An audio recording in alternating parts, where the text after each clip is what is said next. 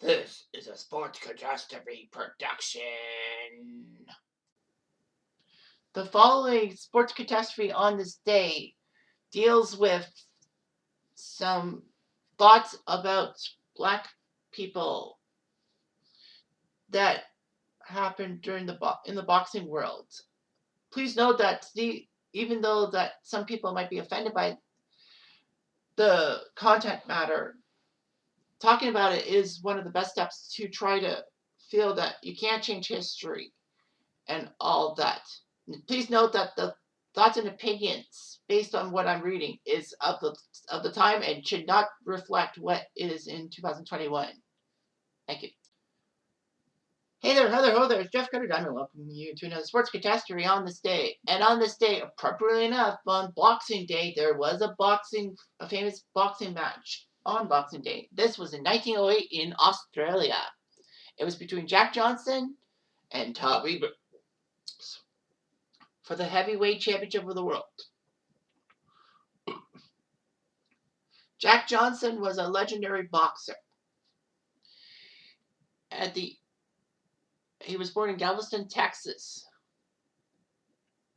and grew up in the South. Unfortunately, segregation had a lot of problems because of all the fact that he was black and the others were white. Unfortunately, these opinions are still prevalent in the South, even though they shouldn't be. Not heavily prevalent, but prevalent in a sense. So anyway, at the age of 20, Jack Johnson became a professional boxer and knocked out Charlie Brooks. In his third pro fight, he faced Klondike John W. Haynes, who was the Black Hercules in Chicago.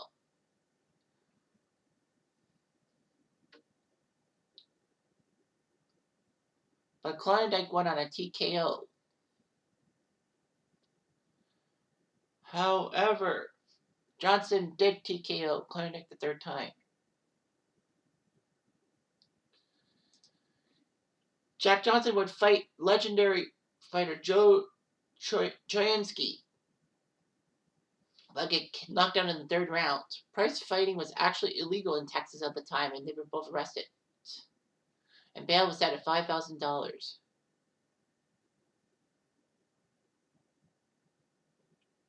Anyway, after 23 days, bail was reduced, and the grand jury refused to indict either man. So, the funny thing is that Johnson and Cherninsky would spar in the jail cell, and then both fighters were allowed to go home at night, which was weird. But anyway, Jack Johnson came back after that loss to Cherninsky and would fight heavily and all that. He was called the World Colored Heavyweight Champion, beating Denver Ed Martin in a 20-round match.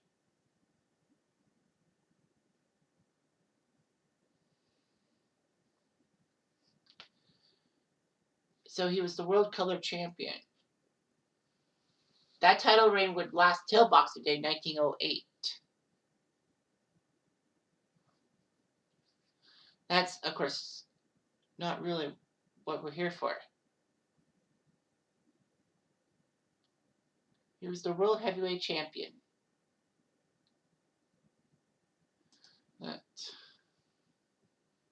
Jack Johnson had a chance to face the World Heavyweight Champion James Jeffries, but he refused to face him and decided to retire. Johnson would then fight Bob Fitzsimmons and knock him out. Of course, this is on Christmas Day, Boxing Day 1908, pardon. In Sydney, Australia, it would be Jack Johnson versus Tommy Burns for the belt. The Canadian Tommy Burns, the Giant of Hanover, from Hanover, Ontario.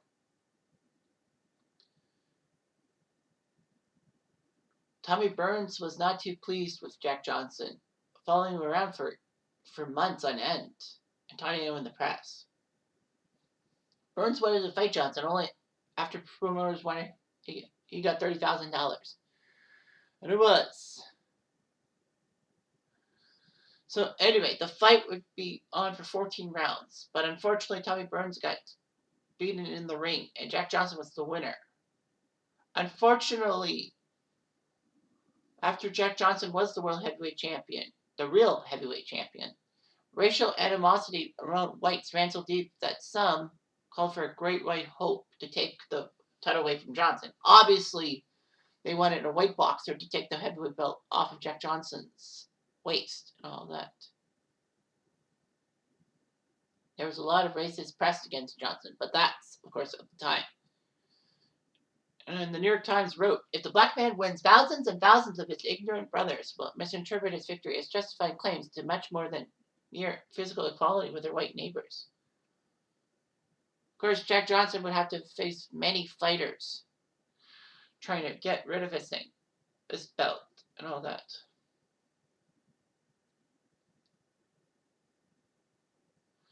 Jack Johnson famously had a few of Stanley Ketchell's front teeth on his boxing gloves when he fought them. So now James Jeffries did come out of retirement to fight Johnson. Of course, obviously, trying to get the white man better than a Negro. He had not fought in 6 years, and he had to lose 100 pounds to get his championship weight down to there. Wow, that's amazing. So, of course, Jeffries was scaled on. The nation just wanted and all that.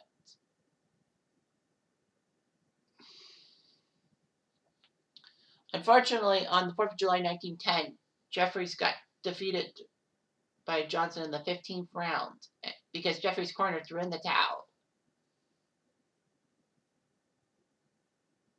So Johnson got a lot of money for it. Unfortunately, though, newsreels refused to show the footage, obviously because they didn't want their Great White Hope, the video evidence of their Great White Hope, losing to this guy, Jack Johnson. So, of course, there was a lot of race riots and all that.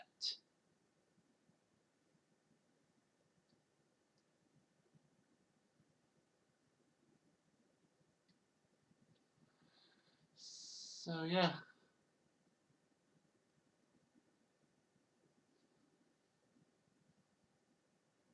Congress even were motivated to ban distribution of prize fight films across state lines in 1912. But the ban was lifted in 1940. Man, that's weird. How, you couldn't see the Jack Dempsey versus Gene Tunney fights. They couldn't go across Illinois state lines. What the hell, man? Of course, Jack Johnson maintained the color bar and looked pretty good and all that. Johnson would then lose in April 1915 to Jess Willard, the title. Johnson was doing great, but it was a 45-round fight. Why they did that, I don't know. But anyway, Johnson was knocked out in the 26th round. He was basically knocked out. He was tired. Anyway, Johnson allegedly took a dive and all that, but that was wrong.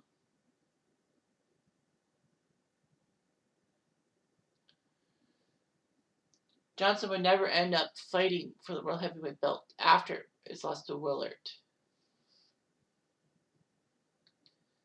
Of course, he was a great boxer, but of course, his problems were his personal life for being, flamboyant in a sense.